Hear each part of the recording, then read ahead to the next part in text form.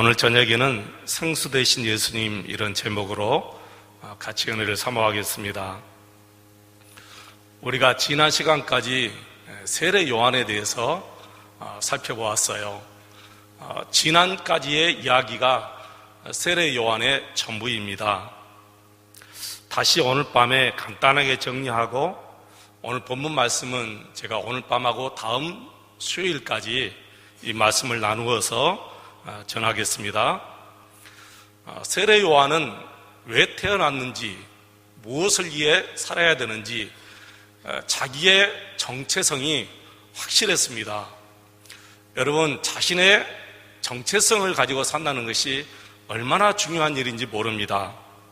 우리는 그리스도인이기 때문에 그리스도인의 정체성을 가지고 살아야 됩니다. 아무리 생활이 어려워도, 아무리 많은 유혹의 시대에도 우리는 나 자신이 그리스도인이다라는 이 정체성을 가지고 살아야지, 이 정체성이 흔들리거나 혹은 희미해지면 우리가 바르게 살아갈 수가 없습니다. 저는 우리 그리스도인의 정체성은 정직 그리고 순결이다, 이렇게 말씀드리고 싶습니다. 나는 그리스도인, 그래서 그리스도인의 정체성을 가지고 살아야 하는데, 그리스도인의 정체성은 뭐냐? 바로 정직과 순결이다, 이렇게 말씀드립니다. 이 세상에서 우리 그리스도인들은 우리 예수님께서 빛과 소금으로 살아라, 그렇게 말씀하셨는데, 빛과 소금으로 사는 것이 바로 이 정직이고 여러분 순결입니다. 이것이 우리 그리스도인들의 정체성인 줄로 믿습니다. 세례 요한은 자기를 따르는 제자들의 수가 더 많아져도 전혀 교만하지 않았습니다. 왜 그렇습니까? 자신의 정체성을 알기 때문에. 자신은 예수 그리스도가 아니요, 자신은 선지자가 아니요, 자신은 오직 빛이신 예수님을 증거하기 위해였고, 그리고 예수님의 길을 예비하러 온 사람이지 나는 그리스도가 아니다 하는 자기의 정체성을 알기 때문에 자기의 제자들이 많아져도 전혀 교만하지 아니했습니다. 그래서 주위의 사람들이 당신이 그리스도인 맞느냐? 그렇게 물었을 때 세례 요한은 단번에 1초도 망설임 없이 나는 그리스도가 아니다 그랬어요. 나는 그리스도가 아니다. 그럼 너가 선지자냐? 그럴 때도 역시 나는 아니다 그랬어요. 마지막에 그럼 너가 누구냐? 그러면 아니다. 단번에 이렇게 말씀했지요. 세례 요한은 요한복음 1장 23절에서 자기의 정체성을 이렇게 말합니다. 나는 예수님의 길을 예비하려 온 광야의 소리다, 이렇게 말씀했습니다. 그래서 세례 요한은 아주 철저하게 낮아지고 또 낮아져서 오로지 우리 예수님만 흥하고 우리 예수님만 드러나면 더 이상 바랄 것이 없다, 그렇게 살았습니다. 하루는 이 세례 요한의 제자들이 세례 요한에게 와서 이렇게 물어요. 선생님의 제자들이 다 선생님이 증거하는 저 예수에게 가서 세례를 받습니다. 그렇게 좀 불만 섞인 소리로 불평하자 세례 요한이 이렇게 말하죠. 맞다. 그분은 흥해야 되고 나는 쇠해야 된다. 그러면서 단번에 그 불평을 불식시켰습니다. 나는 저와 여러분이 정말 이렇게 살아야 될 줄로 믿습니다. 우리 한국의 지도자인 목사님과 장로님들이 이렇게 살아야 될 줄로 믿습니다. 교회가 커지면 목사님의 이름이 높아지고 또 목사님을 예수님처럼 이렇게 추종하는데 그것은 너무나 잘못된 것이지요. 물론 우리 성도님들이 말씀을 증거하는 목사님을 존중하는 것은 당연하지만 목사님을 예수님처럼 추종하면 안 될 줄로 믿습니다. 또한 목사님들도 오직 예수님만 드러내는, 정말 예수님만 높이는 그런 삶을 살아야 될 줄로 믿습니다. 사실 예수님도 이런 세례 요한의 제자들이 불평하는 소리를 들으셨는지 이 유대를 떠나서 갈릴리로 가시는 모양입니다. 오늘 1절, 2절을 같이 한번 읽겠습니다. 여러분 1절, 2절 같이 읽겠습니다. 예수께서 제자를 삼고 세례를 베푸시는 것이 요한보다 많다 하는 말을 바리새인들이 들은 줄을 주께서 아신지라. 예수께서 친히 세례를 베푸신 것이 아니요 제자들이 베푼 것이라. 아멘. 우리 예수님은 사실 이런 것 가지고 논쟁할 필요를 느끼지 못하신 것이지요. 그렇게 하고 싶지도 않고요. 그래서 아주 멀리 떠나버리시는 거예요. 여러분 사진 한번 보여주실래요? 사진을 보면 우리 예수님께서 지금 바로 저 밑에 남쪽 이두메 바로 위에 유대라고 써졌죠. 그 유대, 바로 이 유대가 예루살렘, 베들레헴 바로 제일 밑에 빨간 걸로 동그라미 쳐 있습니다. 여기가 지금 유대 땅이에요. 그리고 중간쯤에 보면 또 빨간 걸로 사마리아라고 있고 제일 위에 북쪽이 갈릴리라고 있는데, 예수님께서 지금 유대 땅에서 저 북쪽 갈릴리까지 가시려고 마음을 굳혔습니다. 아마 이 바리새인들이 세례 요한의 제자들이 불평하는 말도 듣고 또 세례 요한을 따르는 수많은 사람들이 예수님께 가서 세례를 받는다 그런 소리가 여기저기서 들리니까 우리 예수님께서 그런 것 가지고 논쟁하기 싫어서 예수님이 유대 땅에서 저 북쪽 갈릴리까지 지금 가시는 거예요. 자, 그런데 여러분 특이한 말씀이 바로 오늘 3절 말씀에 나와요. 여러분 3절 말씀 다시 한번 읽겠습니다. 시작. 유대를 떠나사 다시 갈릴리로 가실새, 4절입니다. 시작. 사마리아를 통과하여야 하겠는지라. 아멘. 3절 4절 이 말씀이 바로 특이한 말씀이죠. 이 4절 말씀을 굳이 여기에 기록할 필요가 없는데 기록한 것을 보면 아주 중요한 이유가 있다 그런 말씀이에요. 여러분 다시 한번 4절 보세요. 사마리아를 통과하여야 하겠는지라. 바로 사마리아, 그리고 사마리아 여인을 만나기 위해서 일부러 우리 예수님이 그리로 가시는 거예요. 사실은 사마리아를 통과하지 않고 우의 도로를 통해서 가셔야 돼요. 당시 사마리아 사람들과 이 여인 같은 경우는 이 남쪽 유대 사람들에게 굉장히 모멸감 그리고 심한 정말 그 멸시감을 가지고 살았어요. 그래서 우리 예수님께서 일부러 이 사마리아를 통과해서 가시려고 마음을 잡수셨다 그 말이죠. 구약시대 때는 이 밑에 유다나 이스라엘이나 한 나라였거든요. 여러분 보시다시피 이 이스라엘이 솔로몬 왕 시대까지는 한 나라였어요. 한 민족, 한 나라였어요. 그런데 솔로몬 왕이 죽고 나서 그 아들 르호보암 시대에 가서 바로 이 남쪽과 북쪽이 나누어져 버린 거예요.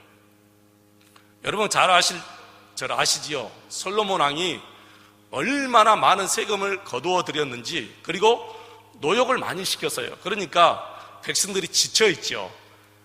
그런데 솔로몬 왕이 딱 죽고 나서 그 아들 르호보암이 정권을 잡았을 때 백성들은 르호보암이 아버지 솔로몬만큼은 세금을 덜 걷고 노역을 시키지 않을 것이다 그렇게 기대를 한 거예요. 그런데 그게 아니에요. 이 르호보암 왕이 이 솔로몬의 아들 르호보암은 솔로몬 왕보다 더 많은 세금을 걷어들이고 더 많은 노역을 시키는 거예요. 그러니까 백성들이 왕에게서 멀어지기 시작한 거예요. 백성들의 마음이 왕에게서 멀어지기 시작한 거예요. 그때 여로보암이 백성들의 마음을 훔쳐가지고 나라를 나누어 버려요.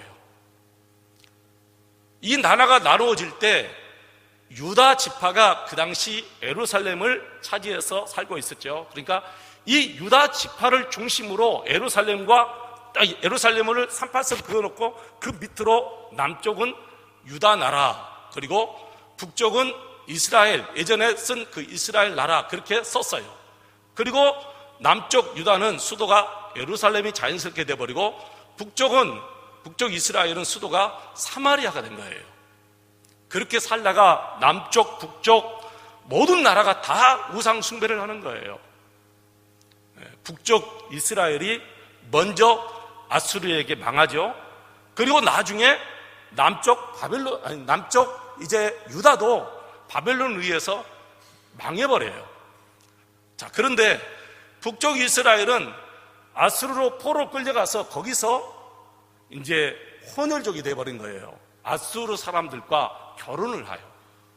북쪽 이스라엘 백성들은 아수르 나라의 포로로 끌려가서 거기서 살면서 그 아수르 백성들과 결혼을 해가지고 혼혈족이 돼버린 거예요. 혼혈족.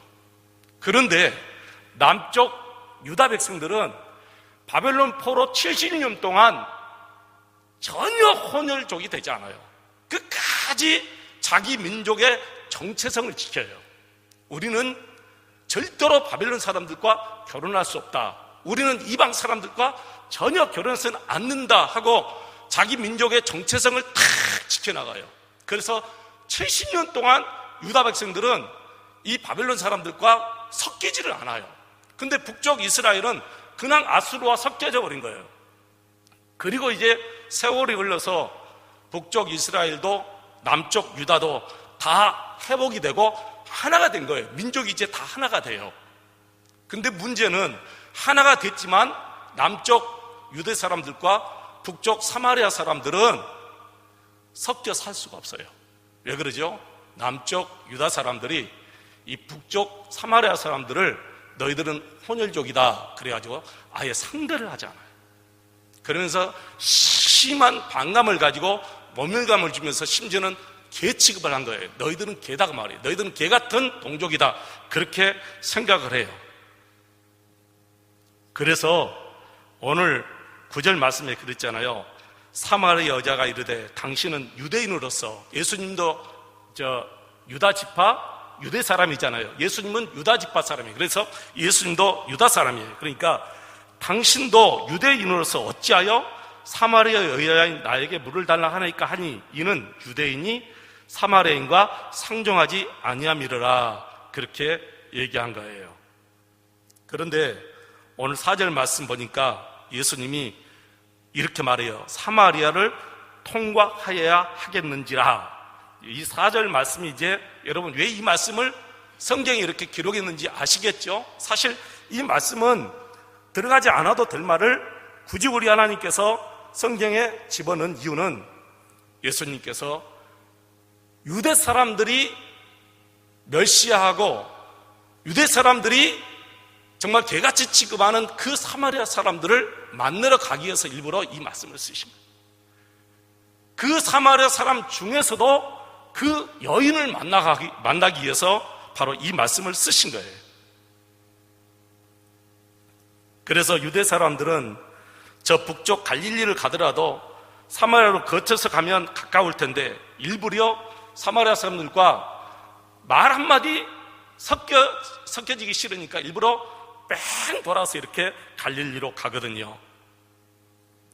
우리 예수님은 그렇게 하지 않았습니다. 당연히 우리 예수님도 유대 사람이기 때문에 바로 이 사마리아를 우회해서 갈릴리로 가셔야 되는데 예수님은 그렇게 하지 아니하시고 이 사마리아를 통과해야 하겠는지라 사마리아로 가시겠다는 것입니다.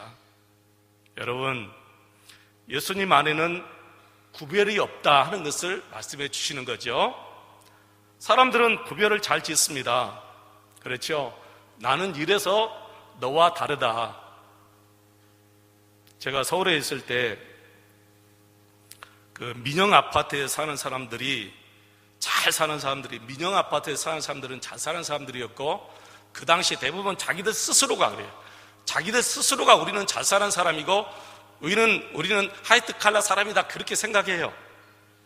누가 그렇게 생각해 주지 않아도 스스로가 자기들 그렇게 생각을 해요. 그런데 그 옆에 시형 아파트가 들어오는데 시형 아파트가 들어오지 못하도록 그렇게 방해하고 아파트 짓지 못하도록 날마다 나가서 데모하는 것을 제가 보았는데 그 데모하는 사람 중에 제가 섬기는 교회 집사님을 보았어요. 너무 가슴이 아프더라고요. 사람들은 나는 돈이 많고 너는 돈이 없다 구별하고, 나는 이렇게 배웠고 당신은 이렇게 배우지 못했다고 구별하고, 나는 이렇게 건강한데 당신은 이렇게 건강하지 못하니까 구별하고, 나는 이 지방에서 사니까 당신은 저 지방의 사람들 구별하고, 다 부질없는 짓이고 다 우리 하나님 앞에 정말 꾸중 넣는 짓이지만 그렇게 당을 짓고 구별하고 삽니다. 그러나 우리는 예수 안에 구별이 없는 줄로 믿습니다. 예수 안에는 분쟁이 없습니다. 예수 안에는 내 사람 그리고 네 사람이 따로 없습니다. 예수 안에는 양반이 따로 없고 예수 안에는 천한 사람이 따로 없습니다. 예수 안에는 빈부귀천이 따로 없고 예수 안에는 이스라엘과 이방인이 따로 없는 줄로 믿습니다. 제가 아주 오래전에 그 영화인지 드라마인지 한번 봤거든요. 그 서울 연세대학교 그때 세브란스 그 병원을 중심으로 하는 드라마였는 것 같아요. 거기에 양반과 천민이 확연히 드러나서 그리고 알렌 선교사님이 돌아가지고 이제 복음을 증거할 때인데 그때 천민 중에 한 사람이 실제로요. 천민 중에 한 사람이 실제로 그런 말을 한 것을 제가 들었어요. 자기는 피도 양반의 피와 천민의 피가 진짜 따로 있는 줄 알았대요. 그 정도로 우리나라가 양반과 천민을 구별하고 살았다는 거지. 그게 너무 오래되다 보니까 태어나는 아이들은 양반과 천민을 구별해서 태어나잖아요. 태어날 때부터 그렇게 구별시켜버리니까.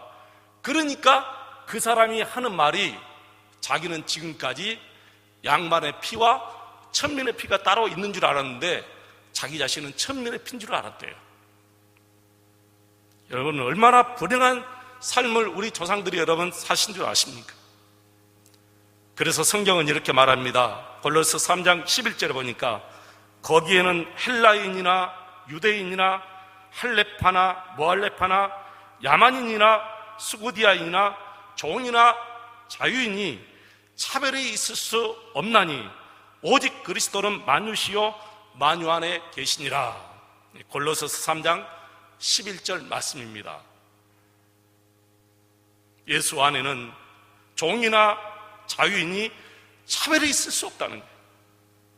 야고보서 2장 1절에 뭐라 했습니까? 내 형제들아 영광의 주 곧 우리 주 예수 그리스도에 대한 믿음을 너희가 가졌으니 사람을 차별하여 대하지 말라. 사람을 차별하여 대하지 말라. 야고보서 2장 9절에는 뭐라 했습니까? 만일 너희가 사람을 차별하여 대하면 죄를 짓는 것이다. 그렇게 말씀하셨어요. 사랑하는 성도 여러분, 사람을 차별해서는 안 될 줄로 믿습니다.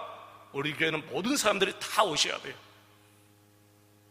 죄송합니다. 불구자도 오셔야 돼요.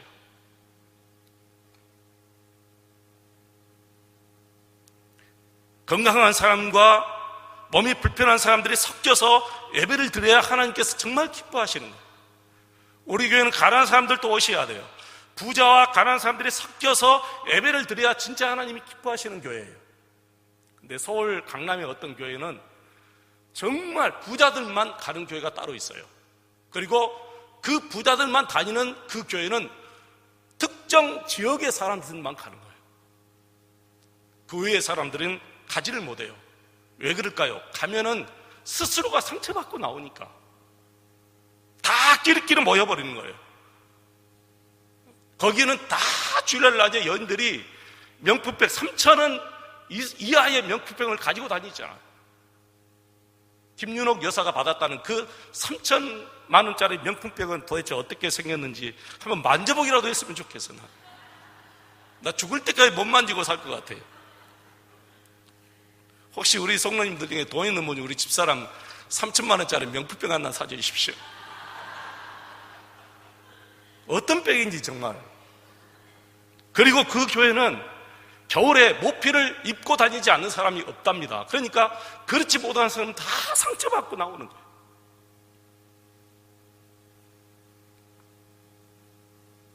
사마리아 여인이 바로 그런 상처를 많이 만났지요. 그런 상처를 가지고 산 사람이에요. 유대 사람이 사마리아 사람을 멸시하는데 그 중에서도 특별히 자기들끼리도 사마리아 사람들끼리 또 그 여인을 멸시하는 거예요. 어떤 과거가 있는지 모르겠지만은 남편이 5이 있다고 했는데 자기가 잘못해서 남편이 5이 있는지 아니면 남편들이 일부러 이 여인을 그렇게 버렸는지 그것은 우리가 성경에 기록되어 있지 않으니까 몰라요. 우리가 함부로 이 여인을 정죄해서는 안 됩니다. 저는 처음에 이 여인이 남편이 5이 있다 하니까 이 여인이 바람개가 들었다 그렇게 생각했는데 성경은 그런 말 전혀 없어요. 그 당시는 조금만 잘못해도 남편들이 그냥 여자들을 버리는 시대였거든요. 그러니까 이 여인이 정말 어떤 이유에서인지 모르겠지만은 지금 사는 남편도 내 남편이야 내가 그렇게 얘기하고 있는 것 보니까 아무튼 너무 과거가 슬프고 힘들고 모든 사람들에게 좌절받고 천대받고 멸시받는 그런 여인 것 같아요. 그런데 우리 예수님께서는 일부러 그 여인을 만나주시기 위하여 그 우물가로 가십니다. 제6시에 가셨다 그런 것 보니까 우리나라 시간으로 12시죠. 이스라엘은 우리나라보다 6시간이 더 늦으니까 6시간을 우리 보태면 12시간이 되는 거예요. 낮 12시 가장 더운 날씨에 가장 햇빛이 강한 그 시간에 이 여인이 우물가에 물을 기르러 갔다는 것은 이 여인 스스로도 부끄러워서 다른 사람을 만나지 않게 다른 사람 눈을 피해서 이제 간 거예요. 그런데 우리 예수님이 바로 일부러 그 12시에 그 여인을 만나기 위해서 우물가로 갔습니다. 누가복음 19장 10절에 보니까 우리 예수님이 이렇게 말씀하셨어요. 내가 온 것은 잃어버린 자를 찾아 구원하려 함이니라. 여기서 잃어버린 자는 잊혀진 자를 말합니다. 사람들 머리에서 잊혀진 자, 사람 가슴 속에서 잊혀진 자, 사람에게서 멸시받은 사람들, 그런 사람들을 위해서 우리 예수님이 찾아서 구원하기 위해서 오셨다. 그래서 우리 예수님이 그 여인을 찾아가신 거예요. 그래서 저도 찾아오신 것 같아요. 우리 예수님이 정말 우리 마을에서 가장 소외된 가정이 우리 집이었거든요.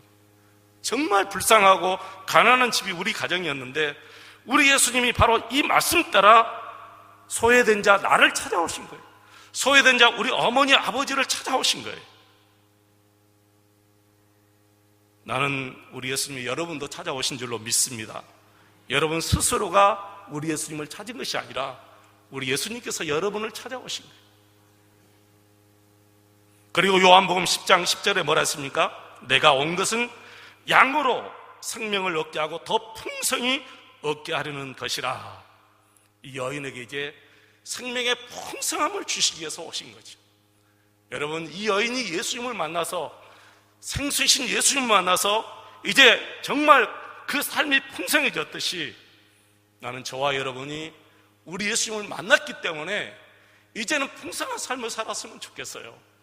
마지못해서 사는 삶이 아니고 이제는 궁핍한 삶이 아니라 내 마음이 궁핍한 삶을 얘기하는 거예요. 여러분 아무리 돈이 많아도 마음이 궁핍한 사람이 있어요. 그러나 돈이 없어도 마음은 충만한 사람이 있습니다. 우리가 그렇게 살아야 돼요. 돈이 없어도 못 배웠어도 몸은 좀 아파도 정말 마음만큼은 우리 예수님을 만났기 때문에 풍성한 삶을 살아야 될 줄로 믿습니다. 그러기 위해서는 방법이 딱 하나밖에 없어요. 여러분 예수님을 인격적으로 모시고 사시기를 바랍니다.